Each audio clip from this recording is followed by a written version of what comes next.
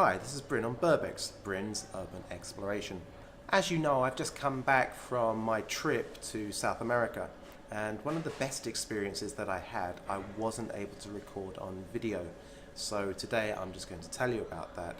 Before I tell you about that, I want to tell you about this really awesome book that I've been reading. It's called King, Warrior, Magician, Lover. It's about the 4 different archetypes of man which exist. I first learned about this book from watching the channel Like Stories of Old, which does a lot of analysis of both books and movies, and that's a really fantastic channel, so you should check that out.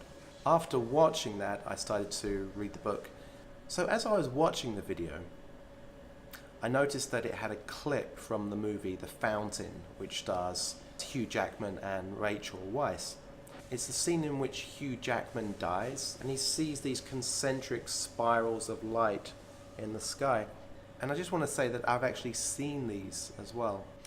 So this story begins on the 31st of December 2017, when I was in Peru, and I was in Arequipa. You've probably seen some of my other adventures in Peru. The guy that I was working with at Canoa, which was the canoe company, I was the photographer for Canoa. He and his girlfriend, they took me to Playa de Bombom, which is Bonbon Beach. I think bonbon means candy, I'm not sure. And for the last few days, I'd been microdosing on LSD. It's a way that I'd been using to kind of deal with this depression that I get. A lot of the time, people think that I'm this energetic, optimistic person, but I do kind of get these spells of depression, and microdosing with LSD, that really helps me. We drove the Land Cruiser, the Toyota Land Cruiser, onto the beach. We set up our tents, and we were basically in the middle of nowhere. I mean, it must have been at least 5 or 6 kilometers to the next town, and we were basically in the middle of nowhere, camped on this beach. I'd taken 2 microdoses of LSD, and then I smoked a spliff. I'd not tried that before. Roberto and his girlfriend, they got in the Land Cruiser and they went down the beach on their own, so I was left in this tent on my own in complete darkness. I just had like my flashlight with me. It was a really, really beautiful sunset. There were all these different colors in the sky. To begin with, I could just feel the effects of the spliff inside me, the effects of the marijuana inside me, and I could feel that I was coming up, and I was super relaxed, and it was such a beautiful night. The sun was going down and it had all these beautiful colors everywhere. It was probably the most beautiful sunset I've ever seen in my life, going down over the Pacific Ocean. But then on the other side, the moon was rising. That night, the moon was gigantic. It was a really clear night and the moon was just perfect. And I was looking at the moon and I could see these concentric circles of light coming off the moon. And around that time, I was laying up, looking at the moon, and there were these concentric circles of light. I was certain that these were the concentric levels of heaven. You sometimes see it if you go into churches or cathedrals, where God is on this central throne. You've got archangels, angels, cherubim, seraphim, and all these concentric circles.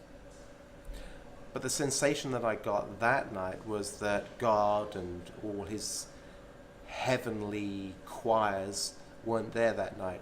That I'd seen heaven, but actually heaven was empty. And rather than depressing me, it kind of centered myself. It brought everything back towards me.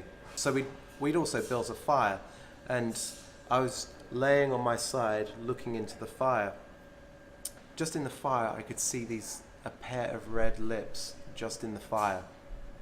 These red lips, I had a really strong urge that I wanted to kiss these lips, but you know, logically I knew that if I kissed the fire I would burn myself. But then as I looked into the fire, I could see kind of a face forming, and it was like a black woman's face with just these bright red lips. A bit like Grace Jones, maybe. You know, Grace Jones when she's got her head shaved like that. That was really powerful as well. This is my notebook, and this is where I was making a lot of the notes from my journey throughout South America.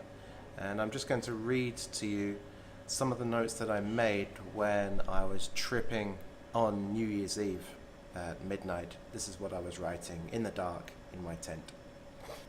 And who knows when it's going to happen next, and if it will happen at all. Because aren't all great strides in life because we stood upon our Father's feet, and in this way he shows us how to walk? Laying here with my body pressed to the sand, the beat of music has started to permeate the rhythm of my own beating heart, and it pounds closer than two lovers in an embrace. Every molecule of vacuum is squeezed out between the two bodies, except they are no longer two separate bodies.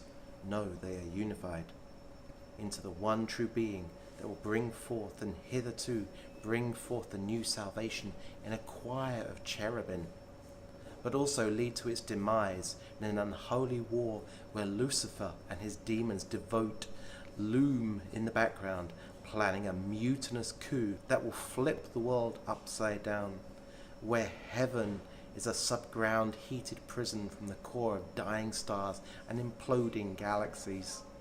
Bulls' hearts aflame in Gothic style, and hell is an aspirational place to visit, because not only can you look into the abyss and say, well, at least a few billion have jumped before me, and the world still went on spinning, didn't it? But also, despite the fact you're a long time in hell, you might as well develop an optimistic and altogether cheery attitude that even the worst fallen angel, if he or she were to prostrate themselves before Christ, welcoming them into the arms of God, wouldn't that be an ample motivational video motto? Don't want to stay in hell.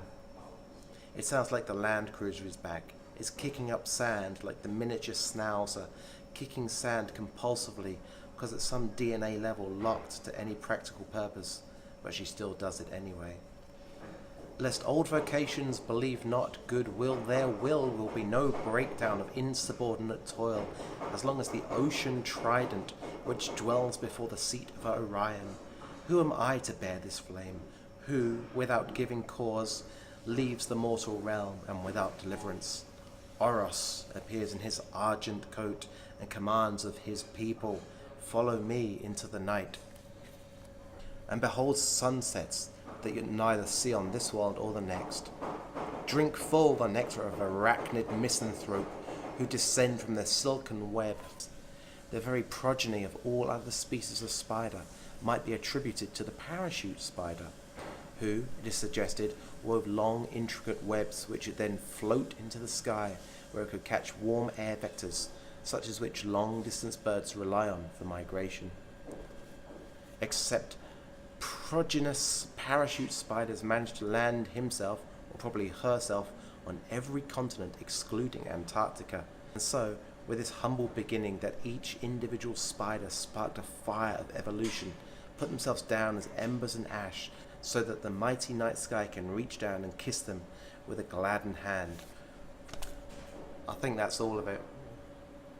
So one of the points that Robert Moore's book, King, Warrior, Magician, Lover, makes is that each of these archetypes requires a sacred space.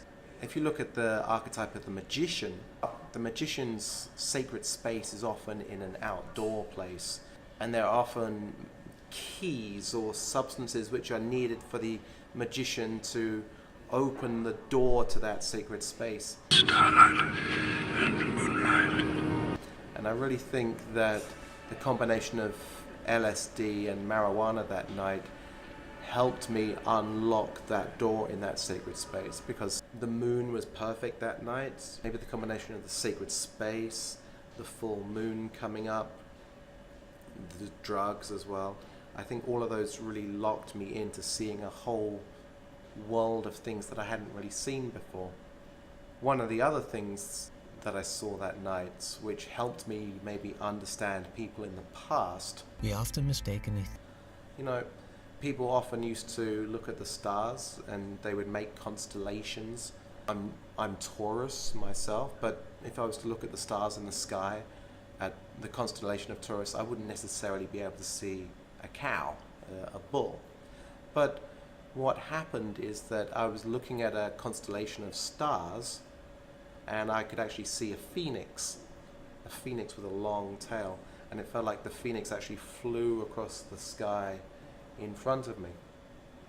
And that really helped me understand how ancient people probably got a lot of these ideas from opening these sacred spaces. We often mistakenly think that we are very different from our ancient ancestors, with our great knowledge and our amazing technology. But the origins of our knowledge and technology lie in the minds of men like the old Aborigine.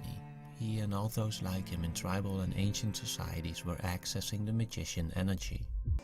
By being in the right place at the right time, taking the right combination of maybe herbs, hallucinogenic herbs, mushrooms, I'm not sure what else.